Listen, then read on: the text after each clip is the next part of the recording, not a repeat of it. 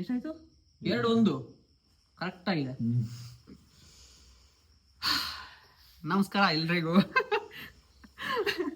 ಏನಕ್ಕೆ ಮಾತಾಡ್ಬೇಕು ಅನ್ನೋದು ಆಯ್ತು ಅಂದ್ರೆ ಇವಾಗ ಆ, 2 ಗಂಟೆ ಟೈಮ್ ಆಗಿದೆ. ನಾವಿರೋದು ಇವಾಗ ಬನ್ನೇರುಘಟ್ಟ ರೋಡು ಸಕಲವಾರದಲ್ಲಿ ಇದೀವಿ. ಇಲ್ಲೇ ಗೊಡ್ಡಿಗೆರೆಯಲ್ಲಿ Lakshmi theatre Lakshmi theatre movie ನೋಡ್ಕೊ ಬಂದ್ವಿ. ಯಪ್ಪ ಏನ್ ಮೂವಿ, 2 ಗಂಟೆ ಇವಾಗ ಟೈಮು. ಹೋಮಗಳೆಲ್ಲ ಎದ್ ನಿಂತ್ಕೊಂಡ್ಬಿಟ್ಟಿದೆ. ಇವಾಗ್ಲೂ ಆ ಗುಂಗಿಂದ ಹೊರಗ್ ಬಂದಿಲ್ಲ ನಾವು. ಯಾವ ತರ ಮೂವಿ ಮಾಡಿದಾರೆ. ಚಿಂತೆ ಮಾಡ್ಬೇಕಾಗಿರೋದು ಎಷ್ಟ್ರಾರ್ನರಿ. ಏನೇನ್ ನೋಡಿದ್ರು ಹೊಸದೇ ನೋಡ್ತೀರಾ ಅದ್ರಲ್ಲಿ. ಈ ರೀತಿ ತುಳುನಾಡಿನ ಬಗ್ಗೆ ಎಷ್ಟು ಚೆನ್ನಾಗಿ ಅದನ್ನ ಎಕ್ಸ್ಪ್ಲೋರ್ ಮಾಡಿದಾರೆ ಅಂದ್ರೆ 3 ವರ್ಷ ಏನಕ್ಕೆ ಟೈಮ್ ತಕೊಂತಾರೆ ಒಂದ್ ಮೂವಿ ಮಾಡೋದಕ್ಕೆ. ಅದ್ರ ಹಿಂದೆ ಯಾವ ತರ ಅವ್ರ ಸ್ಟ್ರಗಲ್ ಇದೆ. ನಮಗೆ ಆಕ್ಚುಲಿ ಮೂವಿಗಳ ಬಗ್ಗೆ ಗಾಳಿ ಗೊತ್ತಿಲ್ಲ, ಆದ್ರೆ ನೀವು ನೋಡಿ ಅದನ್ನ ವಿಚಿತ್ರ. ನೀವು ಬೇರೆ ಲೆವೆಲ್ ಅಲ್ಲೇ ಚಿಂತೆ ಮಾಡ್ತೀರಾ. ಅದು ಯಾವ ಲೋಕಕ್ಕೆ ಹೋಗಿ ಬಂದಿವಿ ಅಂತ ಅನ್ಸ್ಬಿಡುತ್ತೆ.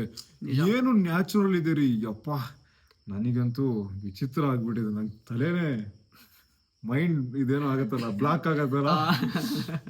ಯಪ್ಪ ನಾವ್ ಏನೆಲ್ಲ ಮಾಡ್ತಾ ಇದೀವಿ. ಇವಾಗ್ಲೂ ಕಿವಿಲಿ ಹಂಗೆ ಗೊಯ್ಗುಡ್ತಿದೆ. ಒಂದೊಂದು ವಿಷನ್, ಒಂದೊಂದು ಸ್ಕ್ರೀನ್ ಅಲ್ಲಿ 1 ಸೆಕೆಂಡ್ ಕೂಡ ನಮ್ಗೆ ಟೈಮ್ ವೇಸ್ಟ್ ಇಲ್ಲ.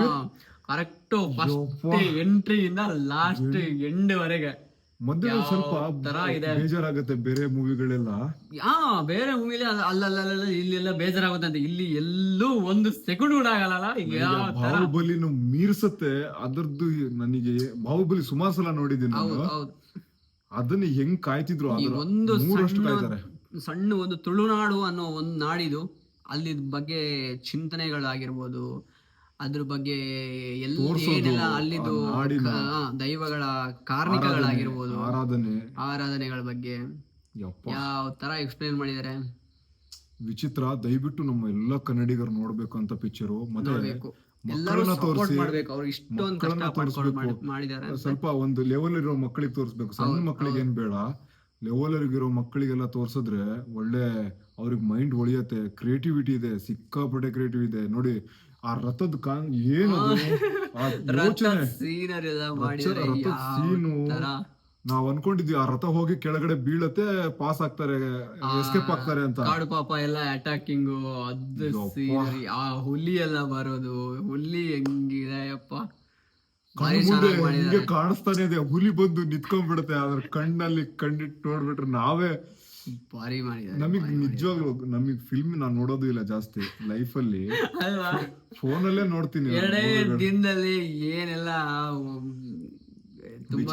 ಬದಲಾವಣೆಗಳಿಂದ ನಾನು ಏನಿಲ್ಲ. ವಿಚಿತ್ರ. ನೀವು ದಯವಿಟ್ಟು ಎಲ್ರೂ ಫಿಲ್ಮ್ ನೋಡಿ, ಆಮೇಲೆ ಸಪೋರ್ಟ್ ಮಾಡಿ.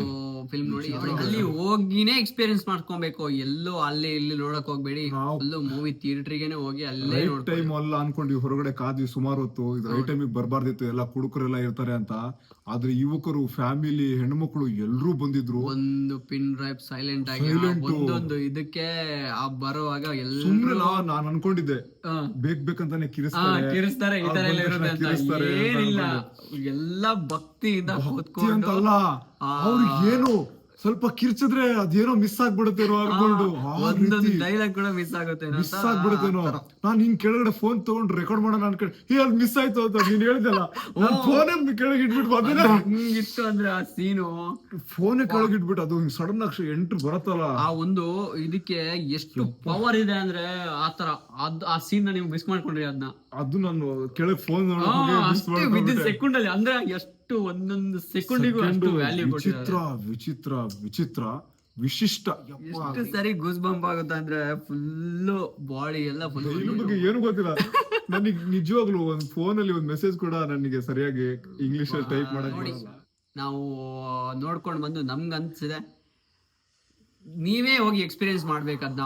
ಯಾವ ಸ್ಟೋರಿನೂ ಇದ್ರಲ್ಲೆಲ್ಲ ನೋಡಕ್ ಹೋಗ್ಬೇಡಿ. ಮೂವಿ ಥಿಯೇಟ್ರಲ್ಲೇ ಹೋಗಿ ನೋಡಿ. ನಾವಿನ್ನೂ ಮಲ್ಕೊಳ್ತೀವಿ. 2 ಗಂಟೆ 2:02 ಆಗ್ತಾ ಬಂತು ಈ ವಿಡಿಯೋ ಮಾಡ್ತಾ. 10 ಗಂಟೆ ಶೋ ಹೋಗಿದ್ದೆವು. ಅಲ್ಲಿಂದ ಇಲ್ಲಿಗೆ ಬರ್ತಾ ಮತ್ತೆ ಲೇಟ್ ಆಯ್ತು.